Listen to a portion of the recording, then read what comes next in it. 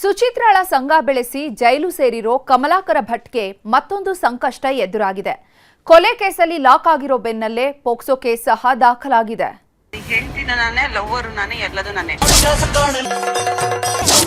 ಕಮಲಾಕರ ಭಟ್ಟರ ಕಾಮಪುರಾಣ ಮುಗಿಯೋ ಹಾಗೆ ಕಾಣ್ತಿಲ್ಲ ಬಿಡಿ. ಯಾಕಂದ್ರೆ ಒಂದಾದ್ಮೇಲೆ ಒಂದರಂತೆ ಅಂಗೈ ಜ್ಯೋತಿಷಿಯ ಕಾಮಚರಿತ್ರೆ ಬಿಚ್ಚಿಕೊಳ್ತಾನೆ ಇದೆ.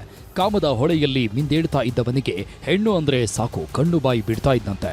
ಅದು ಆಂಟಿ ಆದ್ರೂ ಸರಿ, ಅಪ್ರಾಪ್ತ ಹೆಣ್ಮಕ್ಳಾದ್ರೂ ಸರಿ, ಇಳಿ ವಯಸ್ಸಲ್ಲೂ ಚಪಲ ಚೆನ್ನಿಗನಂತೆ ಚಿನ್ನಾಟ ಆಡ್ತಿದ್ದ ಸುಚಿತ್ರಾ ಜೊತೆ ಸುವ್ವಾಲಾಲಿ ಆಡಿದವನ ಇನ್ನೊಂದು ಕಹಾನಿ ಬಿಚ್ಕೊಂಡಿದೆ. ಅಪ್ರಾಪ್ತ ಹೆಣ್ಮಗಳ ಮೇಲೂ ತನ್ನ ಕಾಮ ತುಂಬಿದ ಕಣ್ಣು ಹಾಕಿದ್ದ ಅನ್ನೋ ಆರೋಪ ಕೇಳಿಬಂದಿದೆ. ಶಿವಮೊಗ್ಗದ ಬಾಲಕಿಗೆ ಲೈಂಗಿಕ ದೌರ್ಜನ್ಯ ಎಸಗಿದ್ದಾನೆ ಅನ್ನೋ ಆರೋಪದ ಮೇಲೆ ಪೋಕ್ಸೋ ಕೇಸ್ ದಾಖಲಾಗಿದೆ. ಕಮಲಾಕರ ಭಟ್ಟರ ಪಾಲಿಗೆ ಪಾಪದ ಕೊಡ ತುಂಬಿದಂತೆ ಕಾಣುತ್ತಿದೆ. ಹೆಣ್ಣಿನ ಹುಚ್ಚು ನೆತ್ತಿಗೇರಿಸಿಕೊಂಡಿದ್ದವ ಕಂಡಲ್ಲೆಲ್ಲ ಕಣ್ಣಾಡಿಸ್ತಾ ಇದ್ದ. ಇದೇ ಈಗ ಕರ್ಮವಾಗಿ ಕಾಡುವುದಕ್ಕೆ ಶುರುವಾಗಿದೆ. ಸುಚಿತ್ರಾ ಜೊತೆ ಡಿಸ್ಕೋ ಡ್ಯಾನ್ಸ್ ಆಡಿದ್ದೇನು, ಚಿಟ್ಟೆ ಆಂಟಿಗಾಗಿ ಯಕ್ಷಗಾನದ ಅವತಾರ ತಾಳಿದ್ದೇನು, ಸುಚಿತ್ರ ಕಣ್ಣಲ್ಲಿ ತೋರಿಸಿದ್ದನ್ನ ತಲೆ ಮೇಲೆ ಹೊತ್ತು ಮಾಡ್ತಾ ಇದ್ದವನಿಗೆ ಈಗ ಕುತ್ತಿಗೆಗೆ ಬಂದು ಕೂತಿದೆ. ಆಂಟಿಯ ಸಂಘವೇ ಈಗ ಆಪತ್ತಿನ ಅಂಕುಶವಾಗಿ ಕಾಡುತ್ತಿದೆ. ಸಿದ್ದಾಪುರದ ವಸಂತನಾಯಕ ಕೊಲೆ ಕೇಸ್ನಲ್ಲಿ ಲಾಕ್ ಆಗಿದ್ದೇ ಆಗಿದ್ದು ಕಮಲಾಕರ ಭಟ್ಟರ ಜನ್ಮ ಚರಿತ್ರೆಗೆ ಬಿಚ್ಚಿಕೊಳ್ತಿದೆ.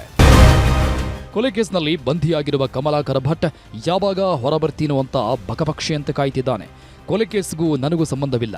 ಕೊಲೆ ನಡೆದ ದಿನ ನಾನು ಸ್ಪಾಟ್ನಲ್ಲೇ ಇರಲಿಲ್ಲ. ಬೇಕಿದ್ರೆ ನನ್ನ ಲೊಕೇಶನ್ ಚೆಕ್ ಮಾಡಿ ಅಂತಾನೂ ಅಡಿಕೆ ಭಟ್ಟ ಹೇಳಿದ್ದಂತೆ.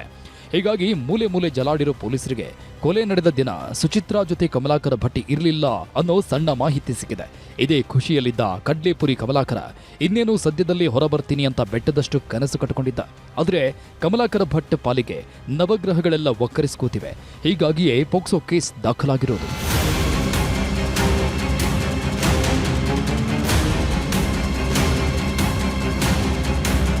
ಶಿವಮೊಗ್ಗದ ತುಂಗಾನಗರ ವ್ಯಾಪ್ತಿಯ ಅಪ್ರಾಪ್ತ ಬಾಲಕಿ ಮೇಲೆ ಲೈಂಗಿಕ ಕಿರುಕುಳ ನೀಡಿದ್ದಾರೆ ಅನ್ನೋ ಆರೋಪ ಕೇಳಿಬರುತ್ತದೆ. ಇದು ಭಟ್ಟರ ಪಾಲಿಗೆ ನುಂಗಲಾರದ ತುತ್ತಾಗಿ ಪರಿಣಮಿಸಿದೆ. ಕಮಲಾಕರ ಭಟ್ ನನ್ನ ಮೇಲೆ ಲೈಂಗಿಕ ದೌರ್ಜನ್ಯ ಎಸಗಿದ್ದಾರೆ ಅಂತ ಅಪ್ರಾಪ್ತ ಬಾಲಕಿ ಸಿದ್ದಾಪುರ ಪೊಲೀಸ್ ಠಾಣೆಯಲ್ಲಿ ದೂರು ದಾಖಲಿಸಿದ್ದಾರೆ. ಆದರೆ ದೂರು ಕೊಟ್ಟವರು ಶಿವಮೊಗ್ಗದವರು ಆಗಿದ್ದರಿಂದ ಶಿವಮೊಗ್ಗದ ತುಂಗಾನಗರ ಪೊಲೀಸ್ ಠಾಣೆಗೆ ವರ್ಗಾಯಿಸಲಾಗಿದೆ. ಹೀಗಾಗಿ ಕೊಲೆ ಪ್ರಕರಣದ ಜೊತೆಗೆ ಪೋಕ್ಸೋ ಪ್ರಕರಣದ ತನಿಖೆಯೂ ಶುರುವಾಗಿದೆ. ಯಾವಾಗ ಮತ್ತೊಂದು ಕೇಸ್ ಬಿತ್ತೋ ಎಲೆ ಅಡಿಕೆ ಭಟ್ಟರು ಜೈಲಲ್ಲೇ ಕೂತ್ಕೊಂಡು ಕಣ್ಣೀರಿಡ್ತಾ ಇದ್ದಾರೆ.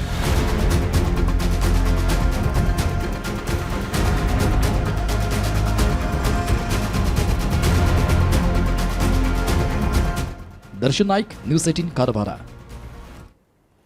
ಈಗ ತಾನೇ ಬೇಸಿಗೆ ಶುರುವಾಗಿದೆ. ಇಂಥ ಹೊತ್ತಲ್ಲೇ ಉಡುಪಿಯಲ್ಲಿ ನೀರಿಗೆ ಹಾಹಾಕಾರ ಏಳ್ತಿದೆ. ಹೀಗಾಗಿ ಜಲಮೂಲಗಳ ಕಡೆ ಗಮನ ಕೊಡಬೇಕಿದ್ದವರು ಕೋಟಿ ಕೋಟಿ ಸುರಿಯೋದ್ರಲ್ಲಿ ಬ್ಯುಸಿಯಾಗಿದ್ದಾರೆ. ಉಡುಪಿ ಜನರ ಜೀವಾಳವಾಗಿದ್ದ ಇಂದ್ರಾಣಿ ನದಿ ಕೊಳಚೆ ನೀರಿನಿಂದ ಕಣ್ಮರೆಯಾಗೋ ಆತಂಕ ಹುಟ್ಕೊಂಡಿದೆ. ಇದು ಇಂದ್ರಾಣಿ ತೀರ್ಥ ಆಗಿತ್ತು, ಈಗ ಡಾಮರಿನಾಗಿ ಆಗಿ ಇದನ್ನು ಡ್ರೈನೇಜ್ ಅಂತ ಕರೀತಿದ್ದಾರೆ.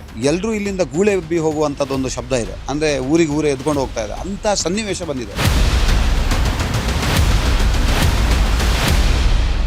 ಇಂದ್ರಾಣಿ ನದಿ ಅಂದ್ರೆ ಉಡುಪಿ ಜನರ ಜಲಮೂಲ. 10 ಹಳ್ಳಿಗಳ ದಾಹ ತೀರಿಸ್ತಿದ್ದ ಪವಿತ್ರ ನದಿ. ಉಡುಪಿ ನಗರಸಭಾ ವ್ಯಾಪ್ತಿಯಲ್ಲಿ ಹುಟ್ಟಿ ಸಮುದ್ರ ಸೇರುವ ಇಂದ್ರಾಣಿ ನದಿ ಈಗ ತನ್ನ ಪಾವಿತ್ರ್ಯತೆಯನ್ನ ಕಳೆದುಕೊಳ್ತಾ ಇದೆ. ಪರಿಶುದ್ಧ ಇಂದ್ರಾಣಿಗೆ ಕೊಳಚೆ ನೀರು ಸೇರ್ತಿರೋದ್ರಿಂದ ಸಂಪೂರ್ಣವಾಗಿ ಕಲುಷಿತಗೊಳ್ತಿದೆ. ಈ ಬಗ್ಗೆ ಸ್ಥಳೀಯರು ಹಲವು ಹೋರಾಟವನ್ನ ಮಾಡಿದ್ರೂ ಪ್ರಯೋಜನವಾಗಿಲ್ಲ. ಹೀಗಾಗಿ ನ್ಯೂಸ್ 18 ಅಧಿಕಾರಿಗಳ ಕಣ್ತೆರೆಸೋ ಕೆಲಸ ಮಾಡ್ತಾ ಇದೆ. ನಮ್ಮೂರಲ್ಲಿ ನ್ಯೂಸ್ 18 ಅನ್ನೋ ವಿಶೇಷ ಕಾರ್ಯಕ್ರಮದ ಮೂಲಕ ಸಮಸ್ಯೆಯ ಮೂಲ ಬಿಚ್ಚಿಟ್ಟಿದೆ. ಕೊಳಚೆ ನೀರಿನಿಂದ ಗಬ್ಬೆದ್ದು ನಾರುತ್ತಿದೆ ಇಂದ್ರಾಣಿ ನದಿ.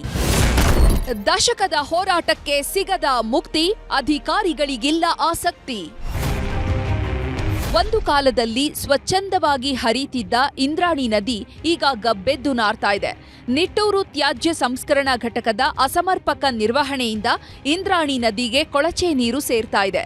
ಇದೇ ನೀರು ಕೊಡವೂರು, ನಿಟ್ಟೂರು, ಕಲ್ಮಾಡಿ, ಮಲ್ಪೆ ವಾರ್ಡ್ಗಳ ಸಾವಿರಾರು ಬಾವಿಗಳನ್ನ ಸೇರ್ತಾ ಇದೆ.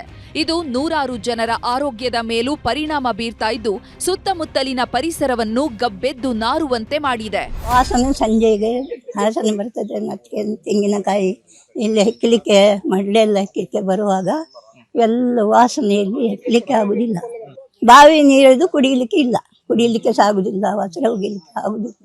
ಎಲ್ಲ ಬಾವಿಯದ್ದು ಇಲ್ಲ ಹಾಳಾಗಿ. ಈ ಹಿಂದೆ ಉಡುಪಿ ನಗರದ ಬಹುತೇಕ ವಾರ್ಡ್ಗಳಿಗೆ ಇದೇ ಇಂದ್ರಾಣಿ ನೀರನ್ನ ಹರಿಸಲಾಗ್ತಾ ಇತ್ತು. ಆದ್ರೀಗ ನದಿ ನೀರನ್ನ ನೋಡೋದಕ್ಕೂ ಆಗ್ತಾ ಇಲ್ಲ, ಅಷ್ಟರ ಮಟ್ಟಿಗೆ ಮಲಿನಗೊಂಡಿದೆ. ಈ ಬಗ್ಗೆ ಗಮನ ಹರಿಸಬೇಕಿದ್ದ ಅಧಿಕಾರಿಗಳು ಇಂದ್ರಾಣಿ ನದಿಯನ್ನ ಶುದ್ಧ ಮಾಡೋದು ಬಿಟ್ಟು ಕೋಟ್ಯಾಂತರ ರೂಪಾಯಿ ಸುರಿದು ಕುಂದಾಪುರದಿಂದ ನೀರು ತರೋದಕ್ಕೆ ಪ್ಲಾನ್ ಮಾಡ್ತಿದ್ದಾರೆ. 32 ಕೋಟಿಯ ಈಗ ಶುದ್ಧೀಕರಣದ ಕೆಲಸ ಆರಂಭ ಆದದ್ದಷ್ಟೇ. ಅದು ಆರಂಭ ಆದಮೇಲೆ ಅದು ಶುದ್ಧೀಕರಣ ಆಗ್ತದೆ ಅನ್ನೋ ಒಂದು ವಿಶ್ವಾಸ. ಆದರೆ ನಾವು ಹೇಳೋದು ಅಲ್ಲಿಗೆ ಮಾತ್ರ ನಿಲ್ಲುವುದಲ್ಲ, ಅಲ್ಲಿಂದ ಪೈಪ್ಲೈನ್ ಮುಖಾಂತರ ತಗೊಂಡು ಹೋಗಿಸಿ. ಯಾವ ರೀತಿಯಾದರೂ ತೊಂದರೆ ಇಲ್ಲ, ಅದಕ್ಕೆ ಒಂದು ಪೂರ್ಣವಾದಂಥ ವಿರಾಮ ಸಿಗಬೇಕು ಅನ್ನೋ ದೃಷ್ಟಿಯಿಂದ ನಮ್ಮ ಇದು ಒಟ್ಟು ಪರಿಸರ ಸಂರಕ್ಷಣೆ ಆಗಬೇಕು. ಒಟ್ನಲ್ಲಿ ಅಧಿಕಾರಿಗಳು ಹಾಗೂ ಜನಪ್ರತಿನಿಧಿಗಳ ಬೇಜವಾಬ್ದಾರಿಗೆ ಇಂದ್ರಾಣಿ ನದಿ ಇತಿಹಾಸದ ಪುಟ ಸೇರೋ ಆತಂಕ ಸೃಷ್ಟಿಯಾಗಿದೆ. ಇನ್ನಾದ್ರೂ ಸಂಬಂಧಪಟ್ಟವರು ಇತ್ತ ಕಣ್ಣಾಯಿಸ್ತಾರಾ? ಕಾದು ನೋಡ್ಬೇಕಿದೆ. ಗಣೇಶ್ ಸೈಬ್ರಕಟ್ಟೆ, ನ್ಯೂಸ್ 18 ಉಡುಪಿ.